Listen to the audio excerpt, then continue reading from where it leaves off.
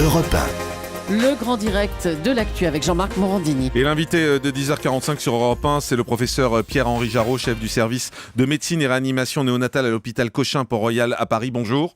Merci d'être avec nous. On a voulu vous avoir ce matin sur Europe 1 pour revenir sur cette affaire. Ces parents d'un grand prématuré souffrant d'une hémorragie cérébrale sévère qui réclament aujourd'hui l'arrêt des soins prodigués à leur enfant. On a besoin de comprendre exactement les choses. D'abord, qu'est-ce que c'est qu'un grand prématuré ?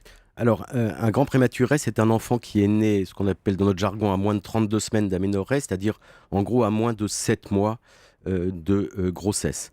La prématurité, en fait, va bien au-delà, puisque est considéré comme prématuré tout enfant qui naît avant 37 semaines, c'est-à-dire avant 8 mois. Mais évidemment, les enfants qui posent le plus de problèmes sont les grands prématurés. La prématurité, en général, représente à peu près 7,5% des naissances, en tout cas sur les dernières enquêtes en France.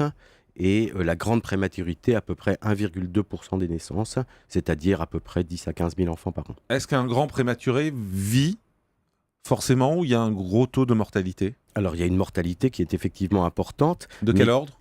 Je ne peux pas vous donner de chiffres parce que ça n'a pas de sens. Vous m'excuserez, je ne vais pas vous donner beaucoup de chiffres parce que la mortalité, par exemple, à 24 semaines, c'est-à-dire à un peu plus de 5 mois, est très élevée. Quand la mortalité à 29 semaines est très basse, je ne sais pas, à 29 semaines, ça doit être de l'ordre de 85 à 90% de survie. On parle d'hémorragie cérébrale sévère pour le prématuré qui est né justement dans l'affaire qui nous intéresse au CHU de Poitiers. C'est quelque chose d'assez courant, ce type d'hémorragie chez les prématurés ? Là, en l'occurrence, on va peut-être préciser un tout petit peu les choses. On a dans le cerveau 2 cavités qu'on appelle les ventricules latéraux, dans lesquels est fabriqué le liquide céphalorachidien. Et dans ces cavités, il peut y avoir des saignements. C'est même assez fréquent chez le prématuré. Et du coup, on grade ces saignements pour savoir du moins grave au plus grave. Les moins graves n'ayant aucune conséquence habituellement sur l'avenir. Les saignements dits importants pouvant en avoir sans certitude. Voilà. Donc, on n'a pas de certitude des conséquences. C'est-à-dire qu'il peut y avoir cette hémorragie et qu'il n'y ait pas de conséquences ensuite. Qu'il n'y ait pas de conséquences. C'est possible. C'est possible. On le sait à quel moment ? On le sait en fait quand on voit l'évolution des enfants. Donc tard.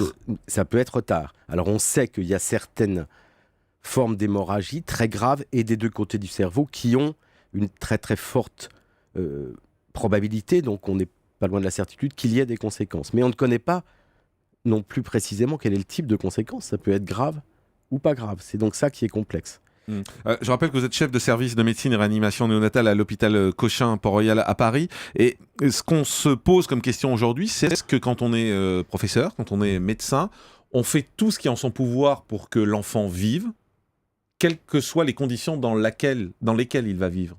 Alors certainement pas.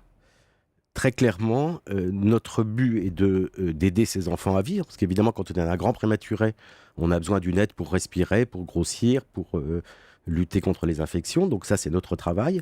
Mais notre but n'est pas de faire survivre tout le monde à n'importe quel prix. Notre but est de donner à cet enfant une capacité de développement, comme n'importe quel enfant, normal. C'est de l'amener à une survie qui lui permette de se développer normalement. Alors maintenant, qu'est-ce que c'est que la norme ? Quels sont les critères en fait ? Mais il n'y a pas de critères. C'est-à-dire que le but, c'est d'essayer d'évaluer dans les premiers jours ou les premières semaines s'il y a des lésions cérébrales graves, mais pas seulement ça. Ça peut être lorsqu'il y a des discussions pour savoir s'il faut poursuivre ou pas une réanimation. Ça intègre évidemment la dimension des lésions cérébrales, mais aussi l'état respiratoire. Est-ce que les reins fonctionnent bien ? Est-ce que voilà, tout ça est pris en compte ? Quel est le terme de l'enfant ? Quel est son poids ? Et bien sûr aussi, qu'est-ce qu'on a perçu de ce que souhaitent les parents évidemment. Mais qui décide ? C'est vous ou c'est les parents ? Je ne crois pas que ça se pose comme ça. La loi, d'ailleurs, la loi Leonetti, qui est une excellente loi, demande qu'il y ait une réunion collégiale de l'équipe médicale et paramédicale. Alors ça, on n'a pas attendu la loi Leonetti en néonatologie pour organiser ça. Depuis que j'étais interne, il y a déjà longtemps maintenant, on organisait des réunions collégiales pour savoir s'il faut poursuivre ou pas les soins d'un enfant, les soins de survie. Mais c'est-à-dire que vous pouvez décider qu'un enfant continue à vivre alors que les parents ne le veulent pas ? Oui, mais parce que la décision est avant tout sur des données médicales que les parents ne connaissent pas. Oui, mais quelle est la limite ? C'est-à-dire quand un enfant va être fortement handicapé, vous, médecin, vous pouvez décider de dire bah oui, il va vivre, et les parents peuvent dire moi, je veux pas que mon enfant vive comme ça. Je crois que ça ne se pose pas tout à fait comme ça. D'abord parce qu'aucun de nous ne peut prédire l'avenir. Donc la décision, je crois qu'il faut être conscient que nous n'avons, en France en tout cas, et je crois que c'est le cas pour toutes les équipes de néonatologie, notre but, encore une fois, n'est pas de faire de l'exploit, de faire survivre des tout petits bébés de 400 grammes, comme on le voit parfois dans d'autres pays.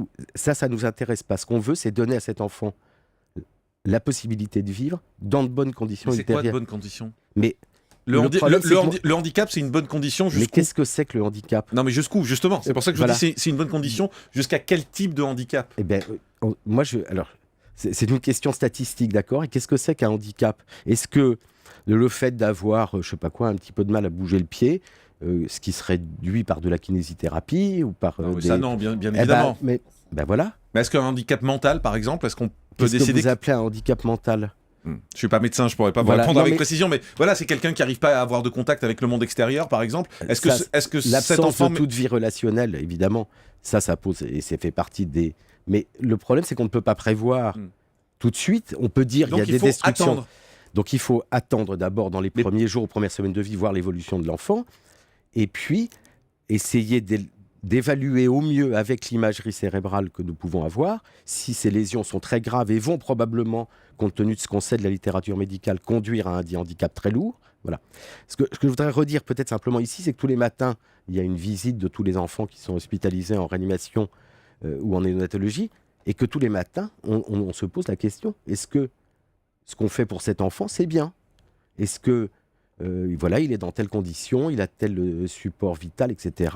Et tous les matins, on se dit, tiens, est-ce qu'il ne faudrait pas discuter? À ce moment-là, on organise la réunion collégiale, mais tous les matins, à la visite normale, la visite médicale, où on décide des traitements à donner, on se dit, tiens, ou n'importe qui peut dire, mais est-ce qu'on fait bien de faire ce qu'on fait? Et c'est une préoccupation essentielle. Juste d'un point de vue plus personnel, pour vous, professeur, ça doit être dur quand même comme décision quand vous décidez à un moment donné que cet enfant ne peut plus vivre. C'est évidemment, ce sont des décisions extrêmement difficiles à prendre. Je crois que c'est pas pour nous protéger nous d'ailleurs, mais je crois que la protection pour les enfants comme pour les familles, c'est la collégialité. Il est très clair qu'aucun de nous, je suis responsable de service, c'est jamais moi qui prends la décision Ça seul. se prend tous ensemble. Ça se prend tous ensemble. Je parle en général d'ailleurs en dernier. Ouais. Donc voilà. Mais Donc, ça se tout prend le- comment? À l'unanimité? Il y a un vote? Comment C'est ça pas se un passe? vote, c'est en général on arrive à un consensus sur ce qu'il faut faire ou pas faire. Alors ce qu'il faut faire ou pas faire, ça peut être poursuivre les soins parce qu'il semble globalement que c'est raisonnable de le faire. Ça peut être de passer d'une logique de soins visant à assurer la survie, c'est-à-dire ce qu'on appelle des soins curatifs, vers une logique de soins palliatifs en disant on ne va pas essayer de le faire survivre à tout prix, on va le laisser partir, mais en lui assurant un confort et sans douleur. Ça peut être aussi une décision de ce qu'on appelle de limitation des traitements, c'est-à-dire qu'on est allé jusque-là, mais on ne passera pas au palier supplémentaire. Voilà. Merci beaucoup, professeur Pierre-Henri Jarreau, d'avoir été avec nous. Je rappelle que vous êtes chef du service de médecine et réanimation néonatale à l'hôpital Cochin, Port-Royal, à Paris. On a mieux compris, je pense, comment vous fonctionnez et comment fonctionnait ce type de service. C'est ce qu'on voulait faire ce matin. Merci beaucoup. Jean-Marc Morandini sur Europe 1. Le grand direct de l'actu, 10h-11h.